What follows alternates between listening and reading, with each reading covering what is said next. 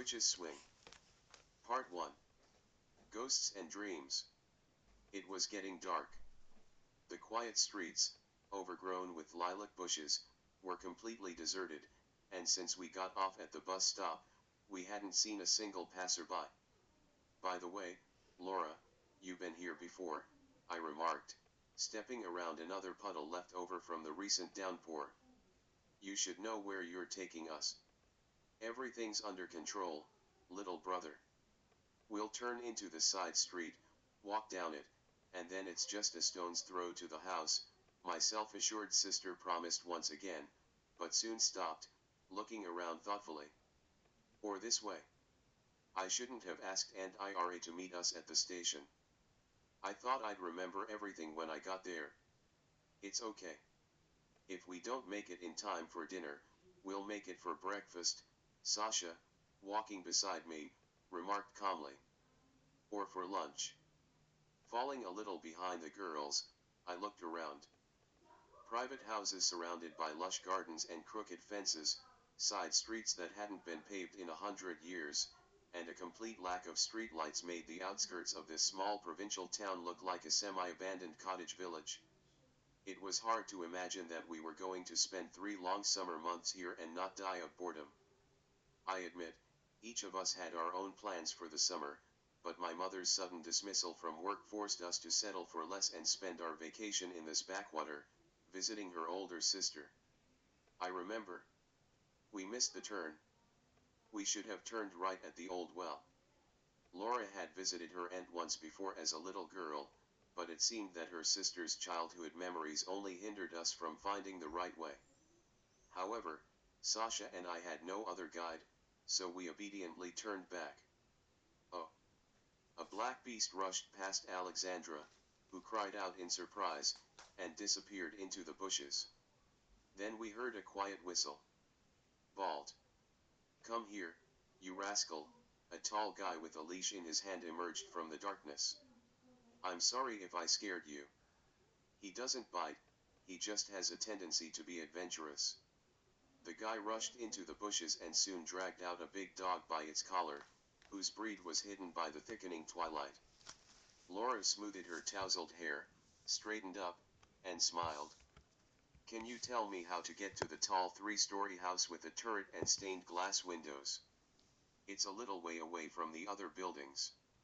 Yes, the guy seemed to have blacked out for a couple of seconds and now couldn't quite figure out what was going on. The girl dreams of a romantic hero, lofty feelings, and beautiful words. I'll show you the way, said our new acquaintance, taking the adventurous Balth on a leash and walking ahead as if nothing had happened. When he reached the crossroads, he stopped and looked at Laura very intently. Higher powers change our paths, guiding us toward goals unknown to us. There are no coincidences. Turn left and follow the path down the hill. I dare not delay you. The guy with the dog disappeared as suddenly as he had appeared. We watched him go in surprise, and Sasha, who was unhappy, remarked, smart people, well-trained dogs.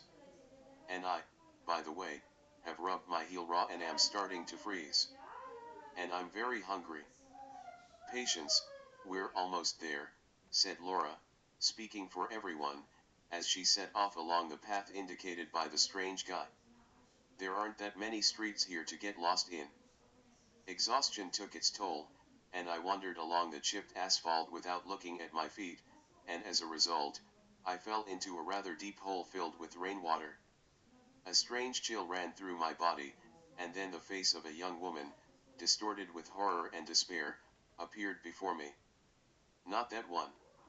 Not that one, she screamed, trying to push apart the translucent tentacles that seemed to be made of fog. Not that one. The well, filled with black sludge, bubbled, releasing more and more tentacles, and in their intertwining, a fragile human figure could be seen. The red-haired woman desperately struggled toward her, but the streams of deadly mist restrained her movements. And then, in an instant, both disappeared into the depths of the well. The sludge bubbled even louder, forming huge bubbles, and it seemed as if it was mocking the people who had disappeared into it.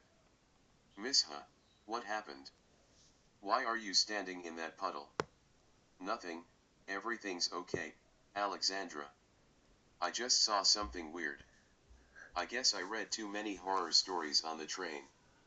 And I feel a little off. Probably from malnutrition. Sasha, who loved tasty food, smiled unnaturally. A piercing, leaden gaze pinned us to the ground, shining through us like X-rays. Someone was clearly watching us, observing our every step and gesture. Someone was waiting for us, and only Laura, an adult who was not afraid of the dark and empty rooms, walked confidently ahead, oblivious to the anxiety in the air. I told you, it's not hard to find. There's no other place like this. It turned out that, preoccupied with ridiculous fears, I hadn't even noticed that we had reached our destination. About 50 meters away from us, the black silhouette of an old house loomed. Huge and gloomy, it lurked among gnarled apple trees, and only one window, covered with a colorful curtain, glowed on its facade. Suddenly, the curtain moved, and someone's face flashed behind it. For a moment, our eyes met, and the melancholy, frightening gaze burned my soul. Sasha, did you see that? What? She raised her head, and at that moment the light in the window went out. What was I supposed to see? Laura? How you've grown. A dark figure detached itself from the fence and walked toward us. Is that Misha and Alexandra? Come closer to the light so I can see you better. Pavel Ivanovich and I were starting to worry. We went to the bus stop, but we must have missed you. And Ira, a large, plump woman, I couldn't see her face in the dark, opened the gate, inviting us into the garden. As we walked along the flower-lined path, my aunt didn't stop talking for a second, asking Laura questions that she simply couldn't answer fast enough. Up close, the house did not resemble a gloomy, lifeless rock at all.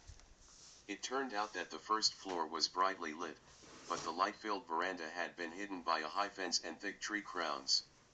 The building was impressive in size. High floors, more than a dozen windows on the facade, a veranda encircling it, and a pointed tower reaching into the dark sky transformed Aunt Ira's home into a real mansion or even a small castle.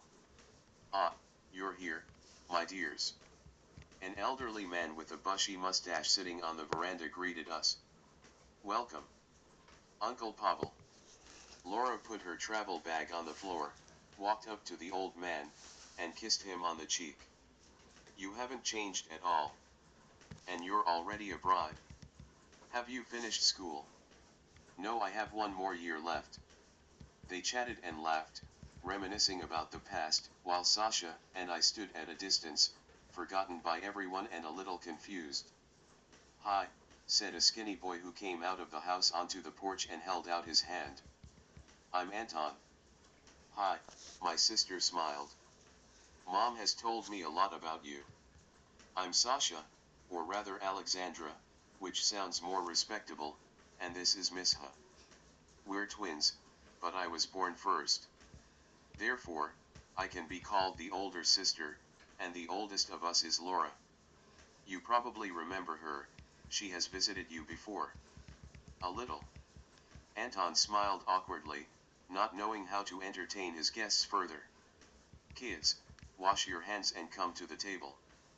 Anton, show them where the bathroom is, and Ira ordered, while the air was filled with the amazing aroma of fresh pastries and homemade jam. We have water, gas, and electricity, just like in a real city, our guide proudly explained as he opened the door to the house. Come on in. Today, Mom baked her signature pie, and it must be eaten warm. Picking up our bags, Laura, Sasha, and I entered the old house, which resembled a small castle. I lay on the cot, tossing and turning, unable to fall asleep. I must admit, Aunt Ira and Uncle Pavel's house made a very strong impression on me. From the inside, it seemed even bigger than from the outside, with a confusing layout and many uninhabited rooms. Right in the middle of the building was a wide staircase with beautiful railings, dividing it into two wings. Large, Semicircular windows opened onto the landings, one of which was decorated with a miraculously preserved stained glass window made of multicolored glass. I hadn't been able to see much more than that yet. It was too late to explore all the nooks and crannies of the house, but Anton promised to give us a little tour tomorrow, take us to the attic, climb the tower, and go down to the basement. For now, we settled on the second floor, in the wing of the house opposite the mysterious window. I was going to live in Anton's room, while Sasha and Laura shared the bedroom opposite. I couldn't sleep because of the multitude of impressions that had overwhelmed me. I turned over in annoyance, adjusted my pillow, and began counting elephants, trying not to think about the ominous gaze from the window, the frightening vision, and the labyrinths of the old house. But I couldn't relax. Soon, my attention was drawn to the quiet creaking of the floorboards and someone sobbing. At first, I thought that Laura had gotten angry with her younger sister over something and made her cry, but the voice behind the door did not sound like Sasha's at all. "I loved," sang an unfamiliar girl through her sobs. I looked around.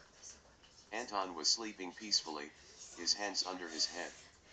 His freckled face was brightly lit by the moon shining through the uncurtained window. Light shadows glided across the ceiling, probably the branches of apple trees swaying in the breeze.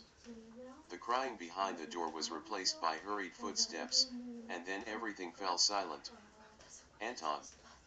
I called out in a loud whisper, unable to bear the tension any longer. "Anton!" "What?" "Time for school." He listened to me without opening his eyes, then yawned, settled down more comfortably, and reluctantly explained. "You know, Mishka, this is a very old house. Everything in it is dilapidated and rotten. Creaking floorboards and moans in the attic are normal for us. At one time, I looked for ghosts here myself, but found nothing. Soon you'll get used to these strange sounds. Go to sleep. Tomorrow I'll show you our swing, it's really cool." He fell silent and soon began snoring again. I tried to fall asleep too, but the sobs, moans, and laughter that pierced the old house filled my heart with a chilling longing. Lying there, staring at the cracked ceiling and waiting patiently for morning to come, was unbearable. "Polubi il," they sang under the door. Quietly pulling on my pants, I went out into the hallway. The moonlight was so bright that I didn't need a flashlight. A silvery glow flooded the spacious corridor, one end of which ended at a window and the other led to the stairs.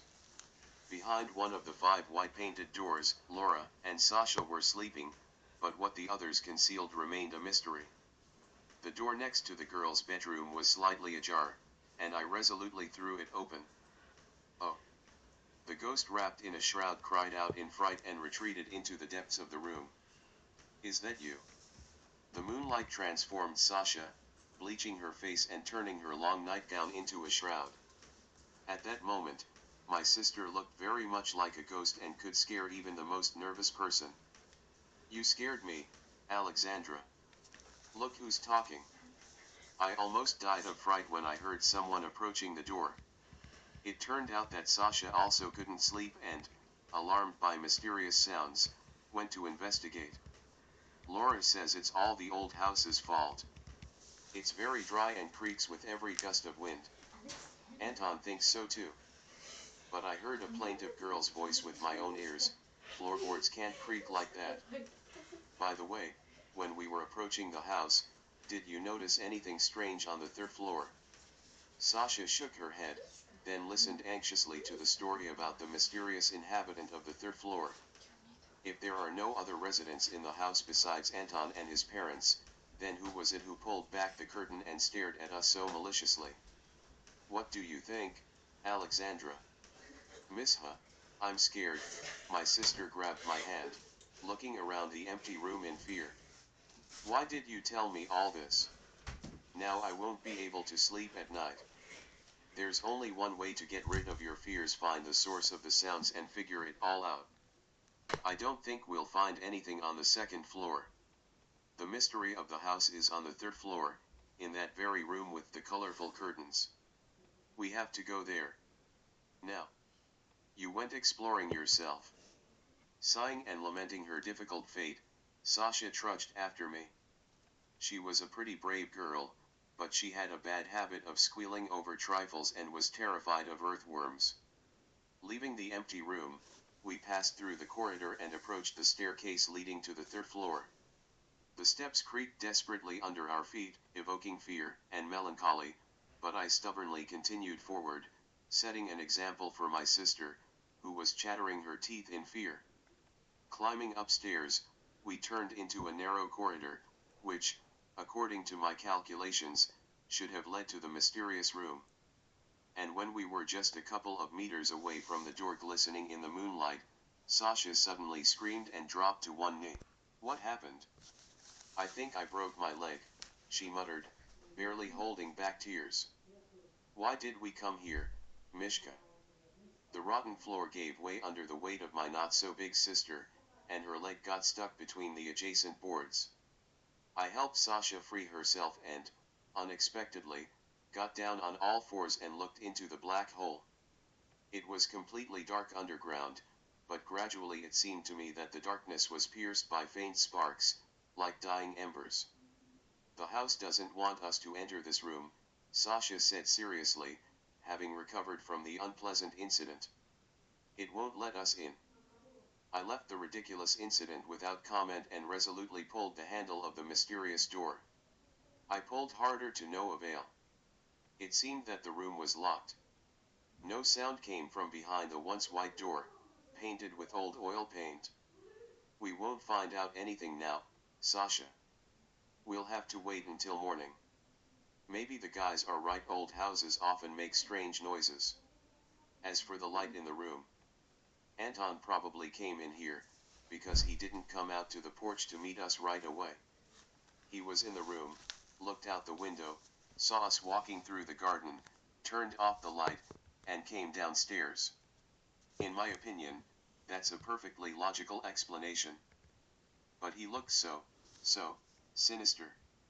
Laura is partly right when she says that it's bad for me to read so many horror stories. So I hurt my leg for nothing, Sasha said, limping demonstratively toward the stairs. The moon disappeared behind the gathering clouds, and the house became completely dark. A long, chilling creak made us freeze in our tracks. Overcoming my fear, I forced myself to turn around. The mysterious door was ajar, just wide enough for a palm. With a terrible creak, it began to open wider, and the moon peeking out from behind the clouds illuminated the withered, bony hands and the black, bottomless eye sockets of the skull. My sister and I tumbled down the stairs, not quite understanding what had actually happened. My heart was pounding so hard it felt like it was going to jump out of my chest. Did you see that? Did you see that? Sasha repeated fearfully. I think so. What is it? A skeleton that came back to life? A ghost. There's no such thing as ghosts, I replied, not very confidently. Where did that horrible dead hand with curved claws come from? You know, a haunted house, which doesn't actually exist, is kind of cool. We'll have something to tell our friends after the holidays. I wanted to reassure my sister, but my words sounded completely unconvincing. Yeah. But what if they're evil? How can a spirit without a body harm a person? At most, it might scare them a little. Let's go to sleep, Alexandra. The morning is wiser than the evening. We went to our rooms. I undressed, got under the covers, and tried to fall asleep.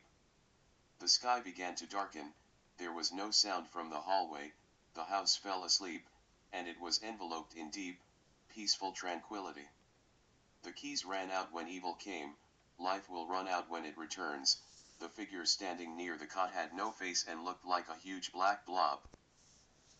The obsession disappeared very quickly, and only after a few minutes did I realize that I had been asleep and had been awakened by the black visitor.